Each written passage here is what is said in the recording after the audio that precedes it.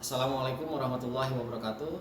Perkenalkan, nama saya Muhammad Nurul Hadi, bertugas di Laboratorium Kebakaran dan Penyelamatan Provinsi DKI Jakarta, ditugaskan di bagian Satpel Investigasi Kebakaran. Untuk pengalaman saya bekerja di Pemadam Kebakaran Provinsi DKI Jakarta, yaitu pada tahun 2003 sampai tahun 2008 saya bertugas di Suku Dinas Pemadam Kebakaran Jakarta Barat. Kemudian 2008 sampai 2006 itu saya ditugaskan di bidang operasi di kantor dinas. Kemudian dari tahun 2017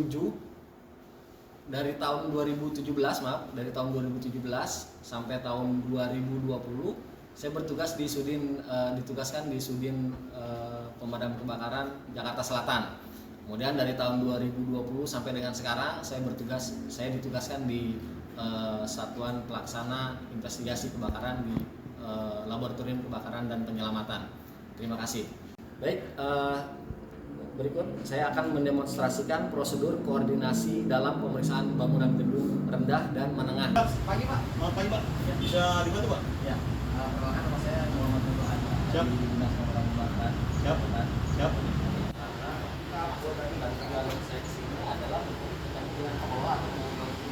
Siap kan? Jangan masuk poin. Terima kasih Pak. Siap kan? Selamat pagi, Pak. Selamat pagi Pak. Ya, perkenalkan nama saya Muhammad Nurul Hadi Pak. Ya, duduk dulu, Pak. Ya, terima kasih. Jadi maksud dari panggilan kami ke sini adalah untuk koordinasi Pak dengan gedung yang Bapak kelola. Jadi kami sesuai dengan surat pemberitahuan, yaitu untuk pemeriksaan sistem proteksi kebakaran. Kami mohon untuk pihak Bapak untuk mempersiapkan gambar dan spesifikasi sistem kebakaran, sistem proteksi pemberitahuannya. Mohon untuk ditandatangani sebagai bukti. Baik, ini tanda terimanya saya ambil ya. Nah, nanti apabila nanti Bapak sudah mempersiapkan yang tadi saya sebutkan, gambar dan spesifikasi sistem proteksi kebakarannya, Bapak bisa segera hubungi kami. Di situ ada kontak personnya Pak.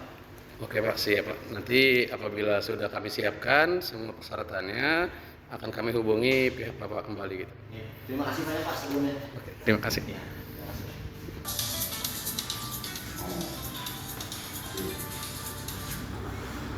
Halo, selamat pagi Pak. Oh iya, ya bagaimana Pak? Sudah ada keputusannya ya? Oh iya, jadi hari Rabu besok Pak? Hari Rabu minggu depan. Oh baik. Baik Pak. Baik, nanti kita akan langsung ke sana dengan tim Pak. Ya baik. Baik. Sampai ketemu hari Rabu besok ya. Baik ya Pak. Terima kasih banyak. Ya, Assalamualaikum. Pak, Selamat siang Pak. bisa dibantu Pak? Ya, kita dari kantor Pak. Siap. Sudah koordinasi dengan kemarin kita sudah koordinasi untuk melaksanakan pemeriksaan di sistem proteksi kebakaran itu. Siap, sudah ditunggu di dalam. Oh, baik. Silakan masuk. Ya, terima kasih Pak. Selamat siang Pak. Selamat siang Pak. Ya Pak Mut, gimana kabarnya? Alhamdulillah Pak. Alhamdulillah baik. Apa yang harus saya lakukan nih Pak untuk pelayanan data dapat? Ya, baik Pak. Juga kemarin kan kita minta gambar dan spesifikasi sistem proteksi kebakaran yang kita minta itu kemarin untuk dipersiapkan. Ya. Akan kita lihat gitu. Oh baik Apakah Pak. sudah siap itu Pak? Oke Pak, baik Pak. Kan saya ambil dulu Pak gambarnya Ya. Pak. Baik. Nah ini Pak, gambar spesifikasi yang Bapak minta. Pak, saya sudah mendapatkan penjelasan sedikit tadi dari Bapak, kemudian gambar dan sistem proteksinya sudah saya pelajari. Mungkin selanjutnya kita akan melaksanakan pemeriksaan dan pengujian ke lapangan langsung Pak. Apakah tim Bapak sudah siap Pak? Oh sudah siap Pak. Oh baik. Mungkin kita bisa langsung ke lapangan Pak ya. Oke siap Pak. Sekarang kita akan melaksanakan pemeriksaan dan pengujian sistem hidran. Baik, kita langsung ke pemeriksaan pada spek pompa. Kita lihat di sini ada untuk headnya itu adalah sekitar 90 meter. Kemudian key-nya atau debit air itu 500 GPM. Kemudian rotasinya itu 2900 dan untuk dayanya sekitar 55 kW. Kemudian di bagian motor elektrik ini untuk menghasilkan rotasi 2900 rpm itu membutuhkan 55 kW. Kemudian kita ke bagian mesin diesel untuk menghasilkan 3000 rpm menghasilkan 77 kW. Nah, untuk pipa hisap di sini ini ukurannya sekitar 6 inci. Pipa hisap di sini ada guide pipe, terus ada strainer dan flexible joint. Nah, untuk sistem penghisapannya di sini adalah menggunakan negative section, di mana negative section itu adalah posisi pompa itu ada di atas reservoir. Kemudian di sini ada pipa tekan ini ada 6 inci. Di sini juga ada guide valve, flexible joint dan check valve. Kemudian ada namanya pressure gauge. Untuk pipa tegak di sini ada dua buah masing-masing itu 6 inci. Ya, kemudian sekarang kita ke bagian panel. Baik, sekarang kita sudah ada di bagian panel sistem hidran. Kita mempunyai masing-masing panel joki pump, terus untuk panel electrifier pump, terus ada panel diesel pumpnya. Nah, untuk posisi saklarnya, untuk joki pump di sini ada di posisi off. Kemudian untuk di electric pumpnya ini posisinya ada di off juga. Dan terakhir di panel diesel pump ini posisinya ada di manual. Semua ini nanti akan dicatat dan akan dievaluasi. Baik, sekarang kita akan melaksanakan pemeriksaan hidran pilar atau hidran halaman. Pertama, hidran pilar ini digunakan untuk menyuplai air ke unit pemadam kebakaran. Pertama yang kita periksa adalah koplingnya. Kita lihat kondisi kopling di sini ini sudah mengalami kerusakan, di mana sini banyak karat. Nah, ini di sini hidran ini menggunakan kopling Machino. Jadi kalau untuk di pemadam kebakaran DKI Jakarta yang rata-rata menggunakan kopling thunderhead ini harus menggunakan adaptor atau nyambung. Nah, cara pengoperasiannya adalah kita coba buka air terbuka. Kita lihat apakah ada airnya. Oke, di sini tidak terlihat. Kemudian kita buka. Nah, di sini tidak mengeluarkan air, berarti kondisi pompa kebakaran tidak berfungsi. Nah, ini nanti akan kita catat untuk dilaksanakan analisa dan evaluasi berikutnya. Sekarang kita akan melaksanakan pemeriksaan hidran gedung, di mana biasanya di dalam gedung itu ada box hidran. Nah, di mana box hidran ini menggunakan kelas 3, di mana kelas 3 itu adalah menggunakan landing pallet 1,5 dan 2,5. Untuk 1,5 ini biasanya digunakan untuk penghuni atau karyawan gedung. Sedangkan untuk yang landing pallet 2,5 ini digunakan khusus untuk petugas pemadam kebakaran. Nah, kita lihat koplingnya di sini sudah sesuai, itu menggunakan kopling Machino. Ini sama dengan selangnya. Sedangkan untuk kita lihat untuk landing pallet yang 2,5 ini menggunakan kopling Machino. Ini tidak sesuai dengan yang digunakan oleh petugas pemadam kebakaran di DKI Jakarta, di mana petugas damkar DKI Jakarta itu menggunakan kopling thunderhead, sedangkan di sini adalah kopling Machino. Nah, ini akan menjadi catatan untuk kita dan evaluasi nanti untuk analisa. Kemudian untuk selang sini sudah sesuai, menggunakan selang 1,5 dan ini nozzle-nya menggunakan nozzle 1,5. Baik, mungkin ini pemeriksaan ini nanti akan jadi catatan kita dan menjadi akan kita analisa. Baik, terima kasih. Sekarang kita akan melaksanakan pengujian kinerja sistem hidran, di mana yang akan kita uji adalah ada beberapa ya, yaitu yang pertama pengujian tekanan statis berdasarkan ketinggian bangunan. Kemudian yang kedua adalah pengujian kurva standar pompa kebakaran. Dan yang ketiga pengujian operasi start stop pompa kebakaran, apakah berfungsi atau tidak, ya kan. Kemudian yang keempat adalah pengujian tekanan sisa di titik terlemah dan di titik terberat. Dan yang terakhir yang kita uji adalah pengujian Siamese connection, apakah Siamese connection itu berfungsi atau tidak. Sekarang kita akan melaksanakan pemeriksaan fire alarm system, di mana kita lihat di sini ada box, yaitu menggunakan di sini fire alarm menggunakan MCFA atau main control fire alarm. Kita lihat di sini ada beberapa tombol. Di sini ada namanya main bell, treble bell, regional bell, buzzer, transfer report, storage, dan self maintenance. Kemudian ada 3 tombol tambahan, yaitu digunakan untuk motion test, butter test, dan reset.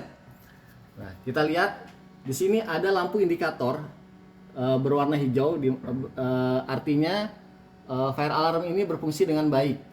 Kemudian di sini ada voltase meter, ini mengindikasikan bahwa baterai di dalam ini ada baterai yang fungsinya untuk apabila listrik dari PLN mati, berarti si baterai ini bisa membackup sumber kelistrikannya. Kita lihat di sini, ini adalah baterainya, kondisi baterai di sini.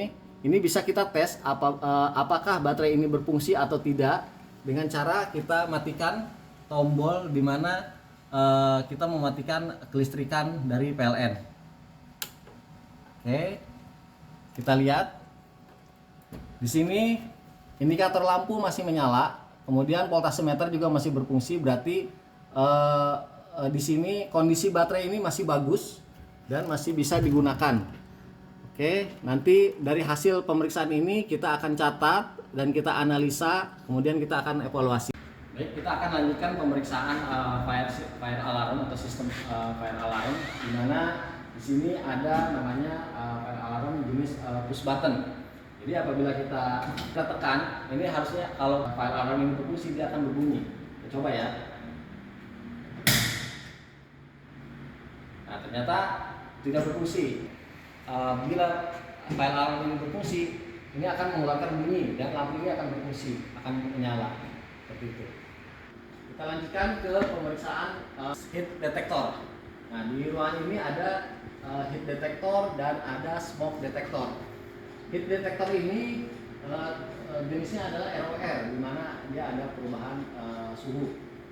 Jadi kalau ada perubahan suhu, ini fire alarm akan berfungsi. Kemudian untuk smoke detector ini, apabila ada asap di ruangan ini, smoke detector ini akan menangkap asap tersebut dan menyalakan fire alarm. Nah, apabila fire alarm ini berfungsi, dia akan menyala. Semua hasil pemeriksaan tadi akan kita catat dan kita analisa untuk dijadikan evaluasi. Sekarang kita akan melaksanakan pengujian kinerja sistem alarm, yaitu yang pertama yaitu pengujian detektor. Kemudian setelah itu adalah pengujian titik panggil manual. Kemudian setelah itu kita akan menguji pengujian bell alarm dan strobe light, apakah berfungsi atau tidak. Kemudian yang keempat adalah pengujian telepon darurat. Yang kelima adalah pengujian general alarm. Nah, dari hasil pengujian nanti semua akan dicatat, kemudian dianalisa dan nantinya akan jadi bahan evaluasi kita. Terima kasih. Sekarang kita akan melaksanakan pemeriksaan tabung APAR. Pertama yang kita perhatikan adalah APAR ini harus ada petunjuk penggunaan. Di dalamnya ada petunjuk penggunaan. Di sini sudah ada petunjuk penggunaan. Kemudian Sini ada klasifikasi kebakaran. Jadi tabung APAR ini bisa digunakan di kebakaran tipe A, tipe B, dan tipe C. Kemudian kita periksa fisik, cek fisik. Yang pertama kita harus periksa adalah kondisi tabung. Apakah tabungnya ada penyok atau ada karat? Sini kita lihat kondisi tabung masih bagus, masih terlihat bagus, tidak ada penyok atau karat.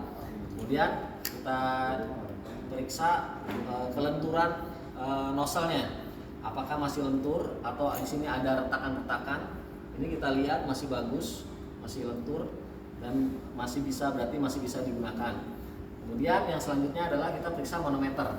Di sini manometer ini adalah menunjukkan tekanan, di mana bila menunjukkan di warna hijau berarti tekanannya masih bagus dan ini masih bisa berfungsi untuk mengeluarkan isi tabung atau powdernya. Kemudian selanjutnya untuk penempatan, sesuai dengan peraturan Permen PU, untuk penempatan ini tidak boleh melebihi dari 1,5 meter. Nah ini kita lihat, ini sudah melebihi dari 1,5 meter. Jadi ini harus diperbaiki untuk penempatannya, jadi harus diturunkan sedikit. Kemudian harus ada penunjuk, ini ada penunjuk penunjuk aparnya, penempatan apar. Jadi dari hasil pemeriksaan ini nanti akan kita catat dan kita evaluasi untuk dijadikan bahan analisa nanti. Sekarang saya akan menjelaskan persyaratan teknis sistem proteksi kebakaran dan mendemonstrasikan penyampaian rekomendasi teknis hasil pemeriksaan sistem proteksi kebakaran. Baik, assalamualaikum warahmatullahi wabarakatuh. Terima kasih kepada bapak-bapak, ibu-ibu yang sudah hadir pada kesempatan hari ini. Kesempatan kali ini saya akan membacakan itu hasil pemeriksaan pada saat uji coba tadi. Nah, di sini ada catatan perbaikan atau penyempurnaan. Yang pertama adalah semua pompa kebakaran itu harus siap pakai, bekerja secara otomatis berdasarkan penurunan tekanan air dan berhenti secara manual. Ini sesuai dengan pasal 99 Pergub nomor 92 tahun 2014. Yang kedua adalah pompa kebakaran harus disetting ulang. Yang ketiga, safety valve harus disetting ulang. Dan yang keempat, tekanan dan pancaran air, di mana sistem pipa tegak yang dirancang dengan perhitungan hidrolik harus dirancang untuk menyediakan air pada laju aliran yang disyaratkan. Kemudian yang kedua, dalam hal tekanan sisa pada suatu sambungan selang 40 mm atau 1,5 inci melebihi 6,9 bar per kilogram per centimeter kubik, harus dipasang suatu alat pengatur tekanan yang disetujui oleh dinas dan membatasi tekanan sisa menjadi 6,9 bar dalam laju aliran yang dipersyaratkan sesuai dengan pasal 79 Pergub nomor 92 tahun 2014. Kemudian yang ketiga, penggunaan alat pengatur tekanan harus disetujui dinas untuk aplikasi dalam kondisi laju aliran air paling rendah dan paling tinggi yang diantisipasi sesuai dengan pasal 108 Pergub nomor 92 tahun 2014. Kemudian hasil pemeriksaan pada saat uji coba sistem deteksi dan alarm kebakaran. Catatan perbaikan dan penyempurnaan. A. Panel kontrol alarm kebakaran atau main control fire alarm harus dalam kondisi siap pakai. Ketentuan teknis panel kontrol alarm kebakaran, panel pembantu, dan kontak hubung harus sesuai dengan standar yang berlaku. Kemudian, segala kekurangan, kelemahan sistem deteksi dan alarm kebakaran yang telah terjadi pada saat perancangan dan pelaksanaan harus diperbaiki, disempurnakan pada saat pemeliharaan sesuai ketentuan. Catatan perbaikan tersebut di atas harus segera diperbaiki atau disempurnakan sebagaimana dimaksud pada pasal 18 Peraturan Daerah Provinsi DKI Jakarta nomor 8 tahun 2008 dan pasal 15, pasal 14 serta pasal 32 Peraturan Gubernur Provinsi DKI Jakarta nomor 250 tahun 2015. Demikian laporan hasil pemeriksaan pada saat uji coba sistem proteksi kebakaran yang ada di gedung dikelola oleh Bapak Ibu. Kami harap laporan ini bisa segera ditindaklanjuti. Mungkin itu saja yang bisa kami sampaikan.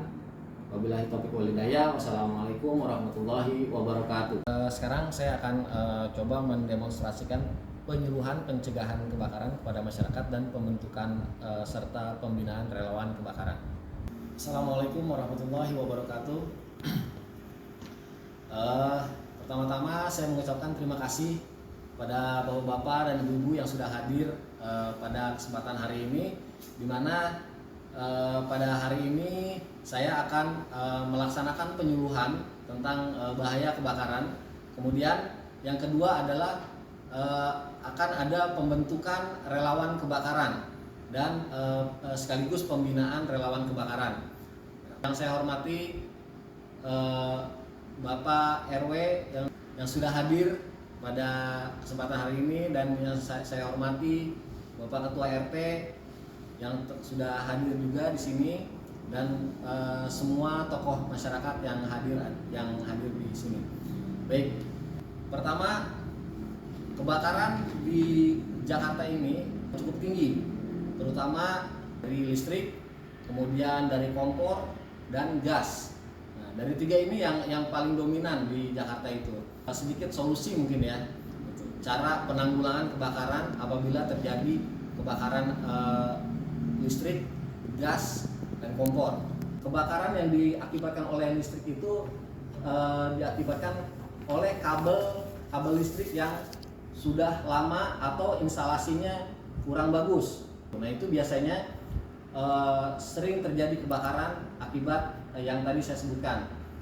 Nah, untuk menanggulanginya itu harus diperiksa minimal 10 tahun atau 5 tahun itu harus diganti instalasi listriknya, seperti itu. Kemudian instalasi listriknya juga harus benar, cara penyambungannya dan lain-lain.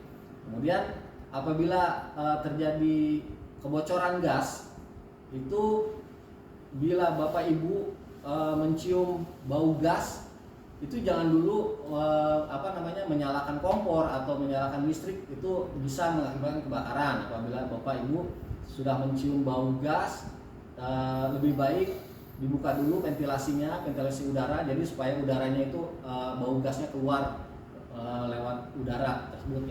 Biasanya ibu-ibu nih yang sering masak, ya kan, lagi masak ditinggal, ya kan.